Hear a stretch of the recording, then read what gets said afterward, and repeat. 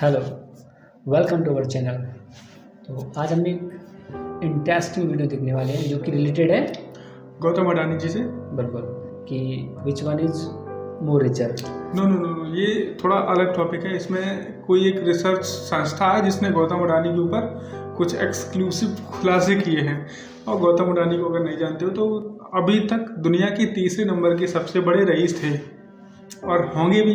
अब इस वीडियो को देखने के बाद पता चलेगा क्या खुलासे हुए हैं, क्यों गौतम अडानी संकट में हैं। ऐसा सुनने में आया है कि गौतम अडानी पे बहुत उनके शेयर लगातार गिर रहे हैं और खुलासा भी किया गया है कि हिंडनबर्ग का जो रिपोर्ट है गौतम अडानी ग्रुप की तरफ से कि ये बेवजह है और भारत की छवि बिगाड़ने के लिए किया गया है। तो सीधा चलते हैं, वीडियो बहुत रेस्पेक्टेड पर्सन से है, ध्रुव राठी। सो देखते हैं वीडियो, सो लेट्स वॉच।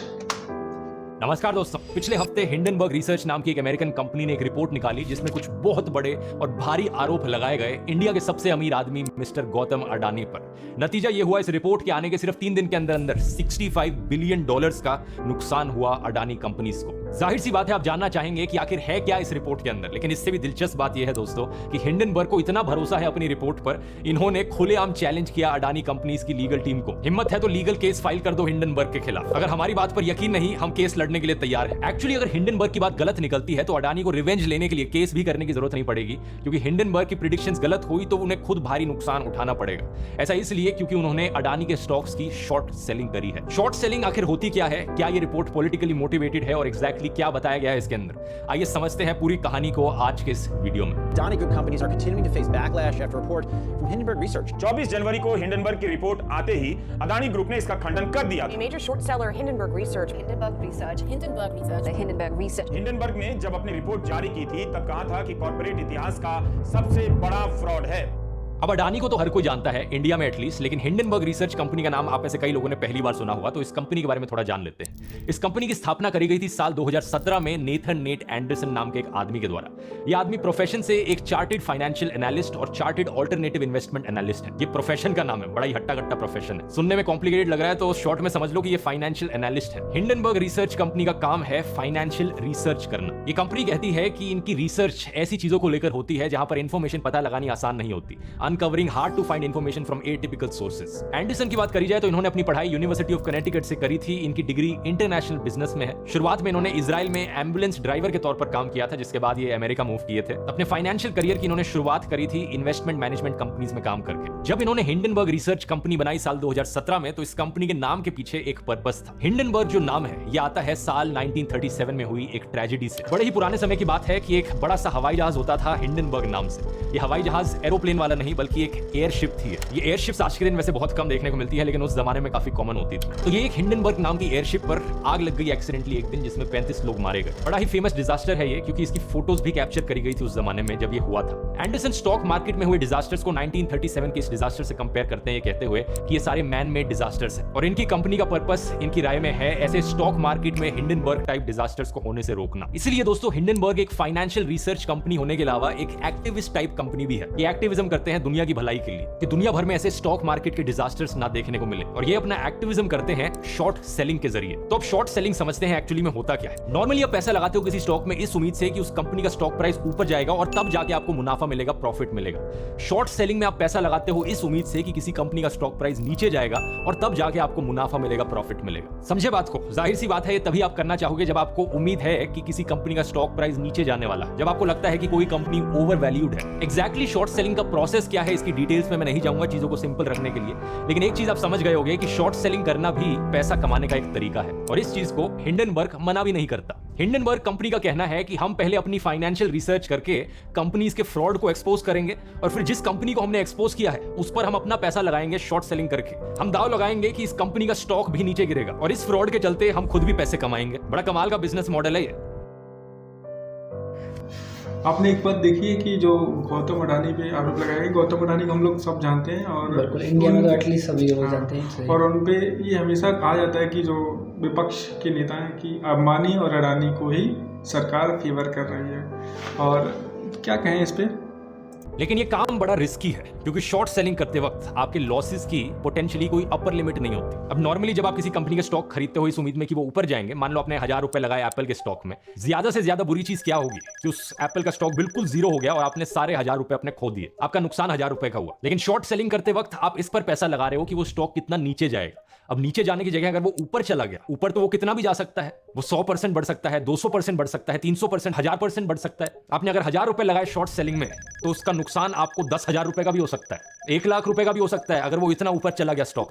तो नॉर्मल स्टॉक मार्केट में इन्वेस्ट करने से कहीं ज्यादा रिस्की काम है शॉर्ट सेलिंग करना। अब ये समझ लिया, आइए समझते हैं अडानी ग्रुप के ऊपर लगाई गई एलिगेशंस को। अडानी ग्रुप के अंदर 7 मेजर स्टॉक लिस्टेड कंपनीज हैं, बहुत सारे अलग अलग सेक्टर्स में फैली हुई है ये। अडानी ग्रीन एनर्जी जो रिन्यूएबल पावर जनरेशन करती है, अडानी एंटरप्राइजेज जो कोल माइनिंग और ट्रेडिंग करती है, अडानी ट्रांसमिशन जो पावर ट्रांसमिशन का काम करती है, अडानी टोटल गैस डिस्ट्रीब्यूशन के लिए, Adani power coal based power generation के लिए, अडानी पोर्ट्स के लिए, और अडानी विल्मर जो कि एक जॉइंट बिजनेस है सिंगापुर की विल्मर इंटरनेशनल के साथ। कुछ साल पहले तक अडानी कंपनी के ऑपरेशंस इतने बड़े और डाइवर्सिफाइड नहीं थे, ज्यादातर गुजरात तक ही सीमित थे। लेकिन पिछले कुछ सालों में जबरदस्त ग्रोथ देखने को मिली। ग्रोथ इतनी ज्यादा थी कि एक समय पर अडानी दुनिया के 3rd रिचेस्ट आदमी बन गए। इनकी नेटवर्थ $120 बिलियन पहुंच गई और इस $120 बिलियन में से $100 बिलियन से ज्यादा सिर्फ पिछले 3 साल में आई थी। वो अलग बात है कि जब से हिंडनबर्ग की रिपोर्ट निकली, ये पहले 4थे स्पॉट पर फिसले और फिर 8th स्पॉट पर हैं जिस समय पर मैं ये वीडियो बना रहा हूं। टोटल में अडानी ग्रुप के शेयर्स ने करीब 65। बहुत बड़ी बात है ना कि इंडियन अंबानी का नाम सुना था कि वो भारत के सबसे बड़े और अमीर आदमी ही थे, और मेरी नॉलेज में मतलब ये पहली बार हुआ कि कोई भी इंडियन वर्ल्ड का टॉप 3 रिचेस्ट पर्सन में है। बराबर सही है। और लेकिन इस टाइम इनकी सिचुएशन जो कि तीसरे पायदान से सीधे 8वें पर आ गई है, चौथे फिर 8वें करंट टाइम पे, जो हिंडनबर्ग के थ्रू हुआ है शायद। बिल्कुल हिंडनबर्ग ने बाकायदा ने चैलेंज किया है कि भैया अगर आपको लगता है कि हमारी एलिगेशंस, हमारे आरोप झूठे हैं तो आप हम पे केस कीजिए, हम केस फाइट करेंगे। तो देखते हैं आगे फ्यूचर में क्या होता है। बिलियन डॉलर्स लूज किए हैं मार्केट वैल्यू में, जो कि 4 लाख करोड़ रुपए से भी ज्यादा रकम होती है। और अब आइए इस रिपोर्ट को थोड़ा गहराई से देखते हैं। 106 पेज की रिपोर्ट है ये। इस रिपोर्ट का टाइटल है Adani group, how the world's 3rd richest man is pulling the largest con in corporate history. मतलब इनकी राय में कॉर्पोरेट इतिहास का यहाँ पर सबसे बड़ा फ्रॉड हो रहा है। हिंडनबर्ग रिसर्च का कहना है कि इन्होंने 2 साल से ज्यादा लगा इस रिसर्च को करने में। ये अडानी ग्रुप पर बहुत सारे एलिगेशंस लगाते हैं, money laundering, stock manipulation, accounting fraud, corruption, theft of tax payer funds, offshore shell companies का बनाया जाना। इनका कहना है कि अडानी ग्रुप की कंपनीज फोकस रही हैं 4 अलग अलग गवर्नमेंट फ्रॉड इन्वेस्टिगेशंस का। रिपोर्ट में बताया गया है गौतम अडानी के छोटे भाई राजेश अडानी के बारे में। कहा है कि साल 2004-5 में डायरेक्टरेट ऑफ रेवेन्यू इंटेलिजेंस ने इनको अक्यूज किया था। एलिजिडली ये 2 बार अरेस्ट किए जा चुके हैं फॉर्जरी और टैक्स फ्रॉड के लिए, और बाद में इन्हें एज मैनेजिंग डायरेक्टर प्रमोट किया गया अडानी ग्रुप का। अगला आरोप लगा है गौतम अडानी के brother in law Samir Vora पर। कहा है एलिजिडली कि डायमंड ट्रेडिंग स्कैम के रिंग लीडर थे। इन्हें बाद में प्रमोट किया गया as the executive director Adani Australia division के लिए। फिर आरोप लगा है गौतम अडानी के बड़े भाई विनोद अडानी पर कि एलिजिडली इन्होंने अलग अलग देशों में जाकर ऑफशोर शेल कंपनीज बनाई और मनी लॉन्ड्रिंग की इन्होंने एलिजिडली। रिपोर्ट में लिखा गया है कि हिंडनबर्ग ने 38 ऑफशोर शेल कंपनीज आइडेंटिफाई करी मॉरिशस देश में, जिसे विनोद अडानी या उनके क्लोज एसोसिएट्स के द्वारा कंट्रोल किया जाता है, और कई और टैक्स हेवंस जैसे कि कैरिबियन आइलैंड्स में इनकी कंपनीज देखी गई। ये कहते हैं कि कई ऐसी शेल कंपनीज है जिनकी कोई वेबसाइट तक नहीं है, कुछ की वेबसाइट है तो उन पर सिर्फ स्टॉक फोटोज लगा रखी है, कोई एम्प्लॉयज नहीं है उन कंपनीज के, कोई ढंग का एड्रेस तक नहीं है। वैसे यही शेल कंपनीज का आरोप लगा था पैनामा पेपर्स के एक्सपोजे में, अगर आपको याद हो, बहुत बड़ा एक्सपोजे जो हुआ था। इस पूरे प्रोसेस को अगर आप डिटेल में समझना चाहते हैं कि ये शेल कंपनीज काम कैसे करती हैं और ये फ्रॉड होता कैसे है, तो इसे आप डिटेल में समझ सकते हैं इस 80 मिनट की ऑडियो बुक में पैनामा पेपर्स के ऊपर, जो कुकू एफएम पे आपको मिलेगी। कुकू एफएम को नहीं जानते, एक बड़ी ऑडियो लर्निंग का प्लेटफॉर्म जहां पर ढेर सारी ऐसी नॉलेजेबल ऑडियो बुक्स आपको सुनने को मिलती हैं।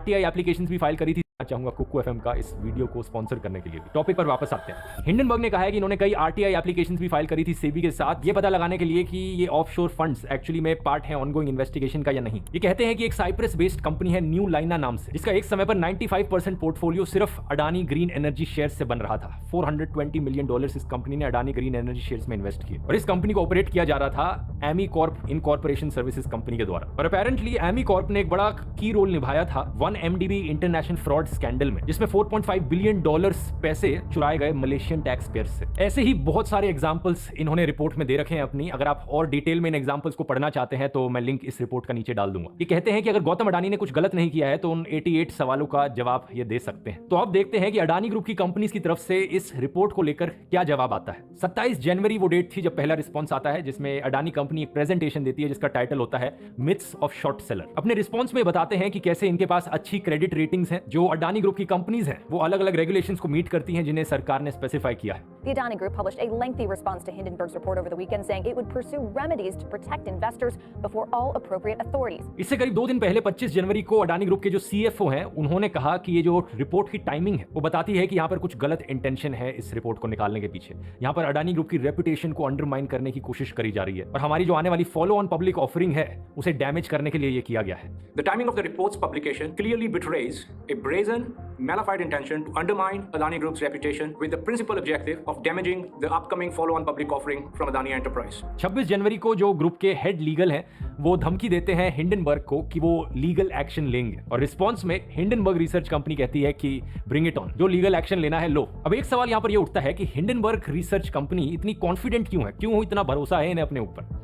इनका पास्ट ट्रैक रिकॉर्ड देखना चाहिए। इससे पहले कई कंपनीज पर इन्होंने आरोप लगाए और शॉर्ट सेलिंग करी, जैसे कि Nikola, Wins Finance, Genius Brands, China Metal Resources Utilization. कुल मिला के 2017 से जब से कंपनी बनी है कम से कम 16 अलग अलग कंपनीज पर आरोप लगाए जा चुके हैं और उनकी शॉर्ट सेलिंग करी गई है। सितंबर 2020 में इन्होंने निकोला कंपनी को लेकर ऐसी ही रिपोर्ट निकाली थी, कहा कि ये कंपनी झूठ बोल रही है। उस रिपोर्ट के आने के बाद जो निकोला के फाउंडर और एग्जीक्यूटिव चेयरमैन थे उन्होंने कंपनी से रिजाइन कर दिया और 2 साल बाद निकोला कंपनी के शेयर्स 71% नीचे गिरे। मई 2020 में हिंडनबर्ग ने China Metal Resources Utilization company को टारगेट किया, ये कहते हुए कि बहुत सी चीजें गलत करने लग रहे हैं, ये इररेगुलरिटीज हैं इस कंपनी में, फ्रॉड हो रहा है और उसके बाद इस कंपनी के शेयर्स 90% गए। जून 2020 हिंडनबर्ग ने जीनियस ब्रांड्स कंपनी के बारे में लिखा जिसका शेयर प्राइस था $6.86 पर शेयर। रिपोर्ट आने के बाद इसका शेयर प्राइस नीचे गिरकर $1.5 पर शेयर हो गया 2 महीने के अंदर अंदर। इन सारे केसेस में हिंडनबर्ग ने कोई ना कोई फ्रॉड या स्कैम होने का आरोप लगाया और फिर जाकर शॉर्ट सेलिंग करी। एक ब्लूमबर्ग रिपोर्ट हमें बताती है कि करीब 30 कंपनीज जिन्हें हिंडनबर्ग ने टारगेट किया है, ऑन एवरेज